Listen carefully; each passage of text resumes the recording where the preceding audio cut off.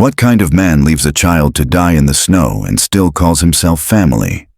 The question hangs unanswered in the air long before anyone dares to ask it, carried on a wind so sharp it cuts through wool and bone alike. The blizzard has already swallowed the road, erased the horizon, and turned the world into a single, endless sheet of white violence when Emily Rose Carter is left alone at the stagecoach station, a 10-year-old girl no bigger than a shadow against the storm. The temperature has fallen below -20, the kind of cold that steals breath first, then feeling, then thought.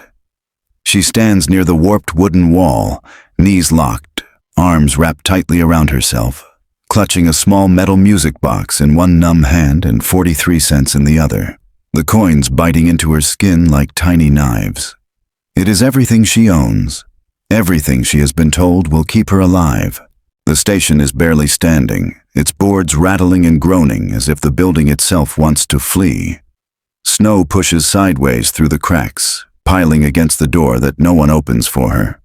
Emily has been told to wait. Her uncle, Edgar Carter, had bent down earlier that morning, his breath smelling faintly of tobacco and something sour, and promised her the fare was paid, promised that someone would meet her here. He told her to be brave. He told her not to make a fuss. He did not tell her he would not be coming back. Hours later, those words are all she has left of him, thin and useless against the storm.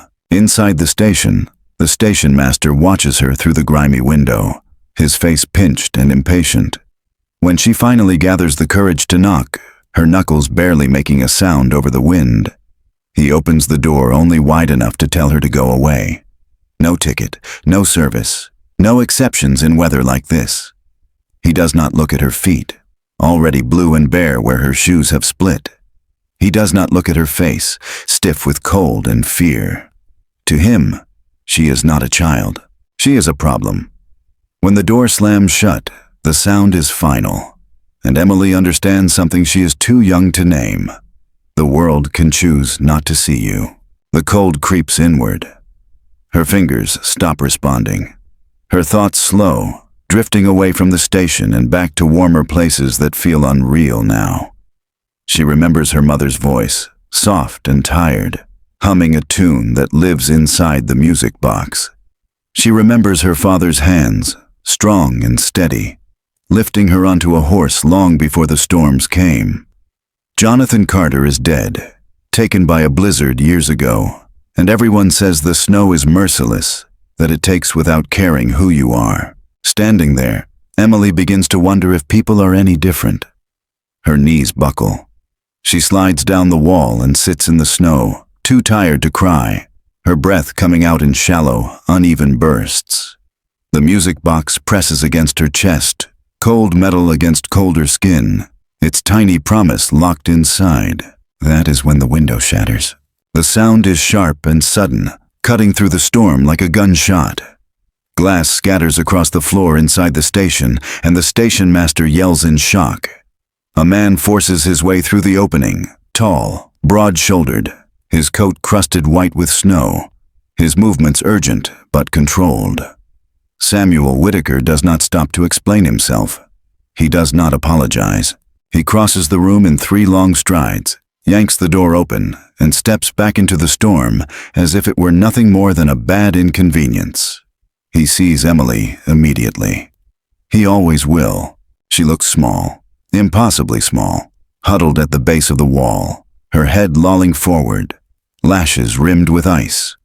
For a split second, something hard and old flashes across Sam's face, a memory colliding violently with the present. He drops to one knee, shrugs out of his coat, and wraps it around her with practiced speed.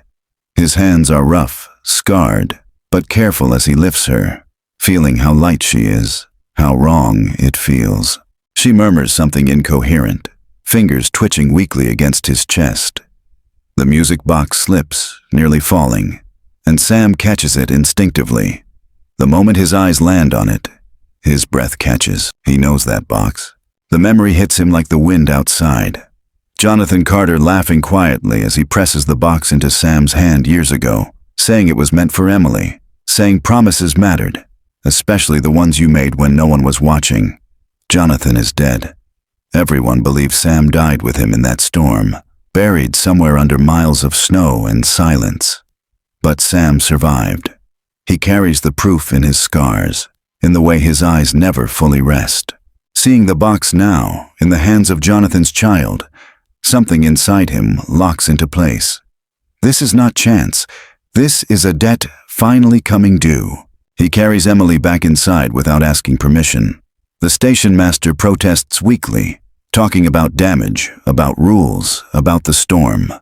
Sam does not listen. He lays Emily near the stove, feeds wood into the fire until the heat roars back to life, and wraps her again, this time in blankets pulled from a supply chest. He speaks to her quietly, steady words meant as much for himself as for her, telling her to stay, to breathe, to hold on. She opens her eyes briefly, unfocused, and whispers a name. It is not her uncle's.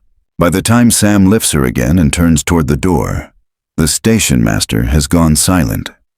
Outside, the storm still rages, but Sam steps into it without hesitation. Emily held close against his chest, the music box tucked safely in his pocket. He does not know yet how deep the betrayal runs, or how far it will reach. He only knows that a child was left to die, and that he is not going to let the snow finish what a man started.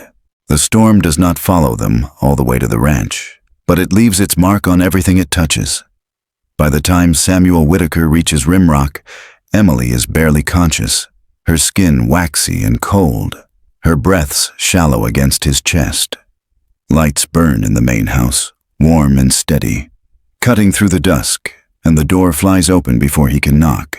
Margaret Whitaker stands there in her nightdress and shawl, gray-streaked hair pulled loose, eyes sharpening the moment she sees the child in his arms. She asks no questions. She steps aside, already calling for water, blankets, anything with heat in it. Sam carries Emily inside, the smell of wood smoke and coffee hitting him like a memory he did not realize he missed, and sets her gently on the long table near the fire. What follows is quiet and urgent, the kind of work that leaves no room for fear. Maggie rubs Emily's hands, careful not to force warmth too fast. She murmurs reassurances, low and steady, the way she once did for Sam when he came home bleeding and half-broken from storms and bad luck.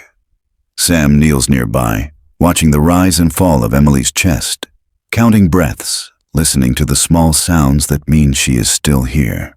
When her eyes finally open fully, she flinches at the light, confused, and then sees him. Her fingers tighten in his shirt as if she knows, somewhere deeper than thought, that letting go would be dangerous. She sleeps for hours after that, the kind of sleep that borders on collapse. While she does, Sam tells Maggie everything he knows, which is not much and somehow too much all at once. He tells her about the station, about the music box, about the name whispered through frozen lips. Maggie listens without interrupting, her face hardening with each detail. When Sam mentions Edgar Carter, she lets out a slow breath, the sound edged with anger. She has heard of him. Everyone has. A man who smiles when it suits him, who drinks too much, who never seems to have money but always has plans. When Sam finishes, Maggie does not hesitate. He meant for her to die, she says quietly. The words settle into the room like ash. Sam wants to argue, to believe there is some other explanation, some mistake born of fear or ignorance. But the image of Emily alone in the snow, waiting for a man who never came, leaves no space for doubt. By morning, when Dr. Henry Collins arrives and examines Emily carefully, that doubt is gone entirely. Frostbite along her toes and fingers. Old bruises in places no child should have them. A wrist that healed wrong, badly set or not set at all. Signs of hunger that go beyond a missed meal or two. Collins says little as he works, but his jaw tightens. When he finishes, he meets Sam's eyes and gives a single, grave nod. This did not happen overnight. Emily wakes later, wrapped in quilts, the fire crackling nearby. She eats slowly, hands shaking, eyes darting at every sound. Maggie sits with her, patient, asking gentle questions that do not feel like traps. At first, Emily says very little. She has learned what happens when you speak too freely. But as the hours pass and no one yells, no one grabs her arm too hard, words begin to surface.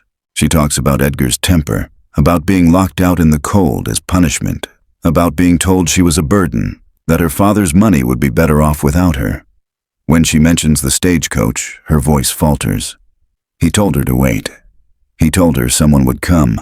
He told her to be good. Sam listens from the doorway, a tightness building in his chest that has nothing to do with the cold. The rescue is already over. This is something else entirely. The truth comes fully into focus that evening, when Sam pulls out old papers kept in a locked drawer, documents he has not looked at in years, partnership agreements, land records, names written in ink that has faded but not disappeared. Jonathan Carter's signature sits beside his own, steady and confident. Maggie reads over his shoulder, her brow furrowing as she reaches the clause neither of them remembered clearly until now. Succession. Guardianship. In plain language, written long before Edgar filed anything anywhere. It states that if Jonathan died and left a living heir, Sam Whitaker was to act as guardian and steward until that child came of age. $15,000. Jonathan's share of Rimrock, set aside for his daughter. Enough to tempt a desperate man into believing a storm could solve his problems. The next day brings proof that Edgar has not been idle. A messenger arrives with notice of a guardianship filing in Cheyenne, already approved, naming Edgar as Emily's legal guardian. Sam reads it twice, then a third time, his expression darkening.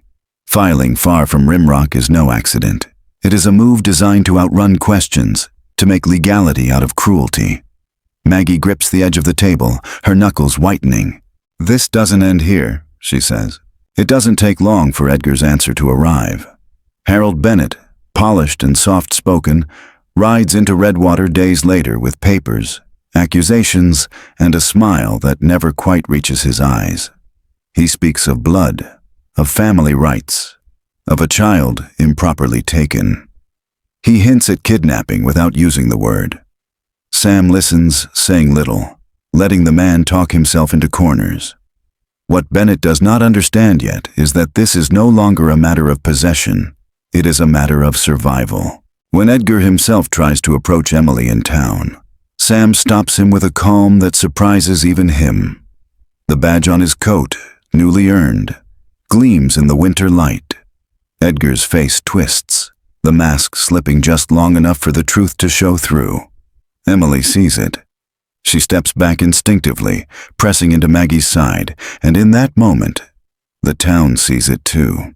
The rescue is over, the war has begun. Winter loosens its grip only slightly, enough to let people move again, enough for trouble to travel faster. In Redwater, the courthouse becomes a place of whispers and side glances, of papers passed hand to hand with care, while the streets outside carry a different kind of message. One written in looks that linger too long and voices that fall silent when Sam Whitaker passes. Blood, Harold Bennett insists, is the strongest claim of all. He says it calmly, professionally, as if repeating a simple truth everyone has forgotten. He says it in motions filed with neat precision, in conversations held just loud enough to be overheard. Emily Rose Carter belongs with her uncle. Family must be respected. The law must follow the line of blood. Sam hears it everywhere, and each time it lands like an insult carefully wrapped as principle. He does not argue in public. He answers when required, signs what needs signing, lets the process grind forward at its own pace. Maggie tells him patience matters now. Evidence matters. What they have is stronger than noise. Still, the pressure builds. Harold Bennett requests interviews, examinations, delays. He questions Sam's past, his disappearance years ago, the rumors that followed him back from the dead. He suggests that a man who vanished once might do so again. He implies instability without ever saying the word. Emily feels it even when no one speaks. The town no longer feels neutral. At the general store, conversations pause as she enters. A woman she does not know reaches out once, touches her hair too quickly, then pulls back as if burned. Children stare, uncertain whether she is something to be pitied or feared. Maggie walks with her everywhere, a quiet shield, but fear does not always announce itself loudly. Sometimes it settles into routine, into the way Emily flinches at footsteps, the way she checks doors twice before sleeping. Dr. Henry Collins files his report, clinical and precise. The language is measured, unemotional, which somehow makes it worse. Repeated exposure to cold, prolonged malnutrition, evidence of untreated injury. He does not name Edgar Carter directly, but he does not have to. The report moves through the courthouse like a slow-burning fuse. Bennett responds by questioning the doctor's objectivity, by suggesting exaggeration, by implying that frontier life is hard on everyone. Children bruise easily, he says. Winters are unforgiving. These things happen. Quiet violence does not always leave marks that fade. It leaves habits. Emily reveals more in small moments than she ever does in testimony preparation. The way she eats quickly, as if food might disappear. The way she asks permission to speak, to sit, to exist. Evelyn Brooks notices first. The school teacher has been coming by the ranch under the excuse of helping Maggie, bringing books, chalk, simple lessons. She watches how Emily learns, how she absorbs words hungrily, how relief and fear coexist in her eyes. Education opens doors Edgar worked hard to keep shut, and he senses it. The warnings begin subtly. A note slipped under the ranch door, unsigned, suggesting it might be better for everyone if things were settled quietly. A rider seen too often on the ridge at dusk, never close enough to confront, never far enough to ignore. Then the signs become clearer. Dead chickens left by the barn one morning, their necks twisted, blood frozen dark against the snow. Maggie says nothing, simply gathers them up, but her hands shake. Sam increases his patrols, keeps his rifle close, sleeps lighter than he already did. Bennett files another motion, this one accusing Sam of coaching Emily, of poisoning her against her uncle. An independent examiner is ordered. The interview is conducted in a bare room, the air thick with expectation. Emily sits small in the chair, feet not touching the floor, answering questions in a voice barely above a whisper. No one prompts her, no one needs to. She tells the truth the only way she knows how, without ornament, without accusation. She says she was afraid. She says she was left alone. She says she does not want to go back.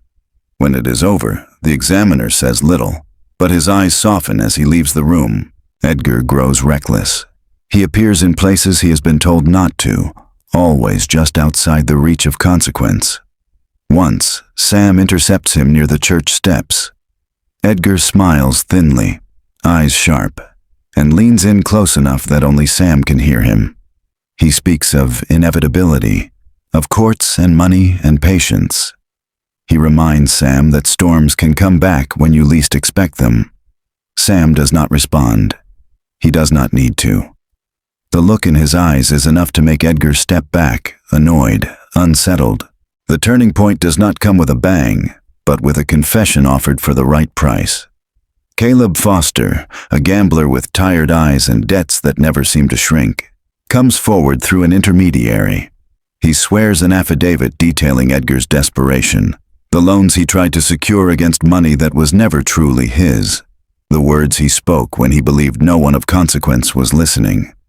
Let the storm take her. Let it be clean. Foster's testimony is ugly, self-serving, and devastating.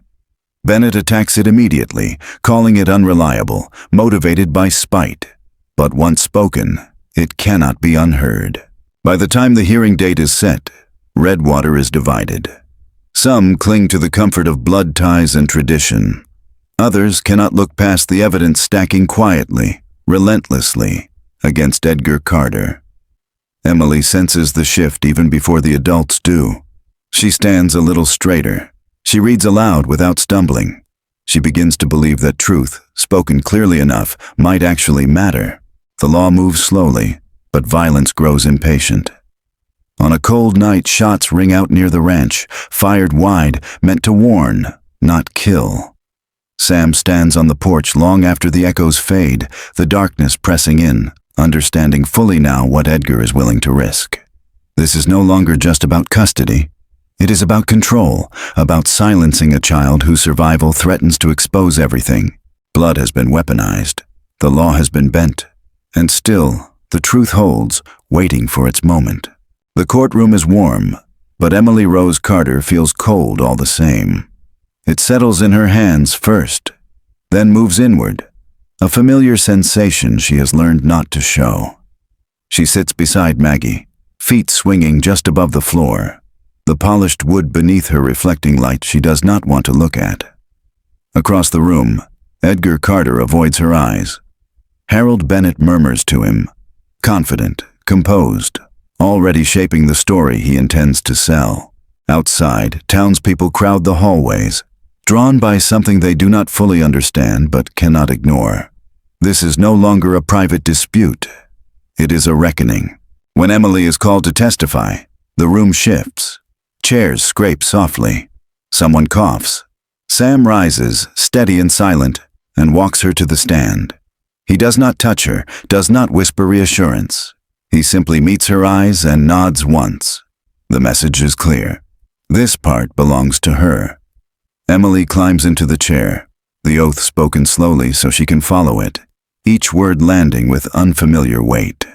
She places her hands flat on the table, palms down, grounding herself the way Evelyn taught her. Breathe, look forward, tell what happened. The first questions are gentle. Her name, her age, where she has been living. She answers clearly, her voice thin but steady, surprising even herself. Bennett watches closely, pen poised, waiting. When the questions turn toward Edgar, a ripple moves through the room. Emily swallows. The past presses close, sharp and crowded. She speaks anyway. She talks about mornings without breakfast, about being told to stay quiet, about hands that hurt and words that hurt worse. She does not cry. She describes the stagecoach station the same way she remembers it, as a place where waiting felt endless and promises felt heavy. She says he told her the fare was paid. She says no one came. Bennett stands for cross-examination, his tone careful, almost kind. He asks if she might be mistaken. Children misunderstand, he says. Adults say things they mean to fix later. Emily listens, then shakes her head. She is not confused about the cold. She is not confused about being alone. When he suggests that Sam put ideas in her head, something flickers in her eyes, a spark that did not exist before. She says no. She says Sam did not tell her what to say. She says Sam listened. The room is silent when she finishes. Judge Nathaniel Brooks leans forward slightly, his gaze resting on her with something that looks like respect. Dr. Henry Collins testifies next, confirming his findings, his voice even, unshaken by Bennett's attempts to undermine him. Then Caleb Foster is called. His testimony is messy, reluctant but specific. Dates, amounts, words spoken in desperation. Bennett objects, argues, but the judge allows it. The picture forming is no longer abstract. It is detailed, ugly, and impossible to dismiss. Edgar takes the stand last. He speaks of love, of obligation, of sacrifice. He paints himself as misunderstood, burdened by responsibility, betrayed by circumstance. But cracks show. His temper flashes when questioned about the filing in Cheyenne. His answers tighten when asked about debts. When confronted with Emily's testimony, he cannot meet her eyes. The room feels different now, charged with a truth that has finally found its voice. The ruling does not come immediately. Judge Brooks calls for a recess, retreats to chambers, leaving the room buzzing with low conversation. Emily sits quietly, drained, her part done. Sam kneels beside her, finally resting a hand on her shoulder. She leans into it without thinking. Whatever happens next, she has said the words out loud. They cannot be taken back. When the judge returns, the room stills. His decision is measured, deliberate. Guardianship is awarded to Samuel Whitaker. Edgar Carter is barred from contact. The trust remains intact, protected, Fraud is acknowledged. Intent is named without hesitation. The law, bent and tested, straightens itself at last. For a moment, no one moves. Then Maggie exhales, a sound halfway between laughter and tears. Evelyn closes her eyes. Sam lets his shoulders drop, just slightly, as if setting down a weight he has carried longer than he realized. Edgar is escorted out, his face pale, the story he told himself finally stripped away. Emily watches him go, feeling neither triumph nor relief, only a quiet, unfamiliar space where fear used to live. Outside, the winter light feels different, less sharp. The crowd parts as they step into it, not cheering, not whispering, simply watching. Sam takes Emily's hand. She holds on, not because she is afraid of falling, but because she chooses to. The storm that nearly took her life has lost its power. What remains is truth, spoken clearly, and a future no longer defined by silence. Justice does not arrive with celebration. It arrives quietly, like the moment after a storm when the wind finally stops and the world is left to assess what is still standing. In the weeks that follow the ruling, life at Rimrock Ranch settles into a new rhythm, slower but steadier, shaped by routines that no longer revolve around fear. Emily Rose Carter sleeps through the night now. She still startles sometimes, still checks the door without realizing she is doing it, but the sharp edge has dulled. The law has drawn a line Edgar Carter can no longer cross, and that knowledge, more than anything, gives her room to breathe. The town changes by degrees. Some people avoid eye contact, embarrassed by their earlier silence. Others offer small kindnesses that feel awkward but sincere. An extra apple slipped into Emily's hands, a book left anonymously on the porch. Redwater is not redeemed all at once, but it is no longer hostile. Edgar's name becomes something people lower their voices about, a cautionary tale rather than a claim to authority. Harold Bennett leaves town soon after, his work finished, his arguments hollow in the face of what has been proven. At the ranch, Maggie teaches Emily the practical things first: how to mend a tear cleanly, how to read weather in the sky, how to trust your own hands. Evelyn Brooks continues the rest, arriving each morning with lessons that stretch beyond letters and numbers. Emily learns fast, driven by a hunger that has nothing to do with food. Words become tools, sentences become doors. She begins to ask questions about land, about law, about the promise her father wrote into ink long before she understood what it meant. Sam watches it all from a careful distance, proud and unsure, still learning how to stay without guarding every breath. The shift between Sam and Evelyn is subtle, almost invisible at first. Shared glances over the table, conversations that last a little longer than necessary. Neither of them speaks of it directly. They have both seen how love can be used as leverage, how intimacy can turn into a weapon. But something grows anyway, quiet and unforced, built on shared values rather than urgency. Emily notices before either of them does. She says nothing. She simply smiles more. Years pass. The scars fade, though they never vanish entirely.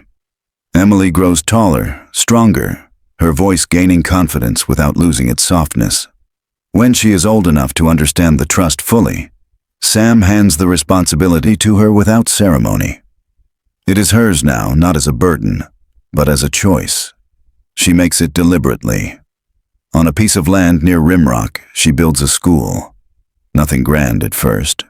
Just a room, desks, books. Evelyn leaves the town school to run it, and children arrive from places that once felt unreachable. Emily watches them learn, watches their shoulders straighten the way hers once did, and understands what survival can become when it is given direction. On the day the school opens officially, Sam stands at the back, hat in hand, Maggie beside him.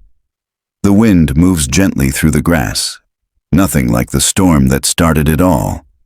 Emily speaks briefly, clearly, thanking those who stayed, those who chose her when they did not have to. She does not mention Edgar. She does not need to. The past no longer defines the shape of her life. That night, Long after the guests leave, Emily winds the old music box and listens as its tune fills the quiet room. It sounds the same as it always has, simple and steady. Some promises, she has learned, survive even the worst storms. They wait, patient, for someone brave enough to keep them. Years later, when the snow comes softly instead of cruelly, people still speak of that winter as a turning point, though few remember all the details. They remember a child who survived when she should not have. They remember a man who stayed when it would have been easier to walk away. They remember that the law, imperfect and slow, can still bend toward truth when enough light is forced upon it. Emily Rose Carter grows into a woman who carries her past without being carried by it. She understands that family is not something you inherit by blood alone, but something you build through choice, sacrifice, and presence. At the school, laughter drifts through open windows, mixing with the wind, and the sound feels permanent in a way nothing else ever did. Sam watches from the porch, older now, quieter, knowing the promise he once made has outlived him in the best possible way. When Emily locks the door each evening, she does it without fear, without urgency. The storm has passed. What remains is warmth, memory, and the steady knowledge that when the snow comes again, she will not face it alone. End of article. Good night.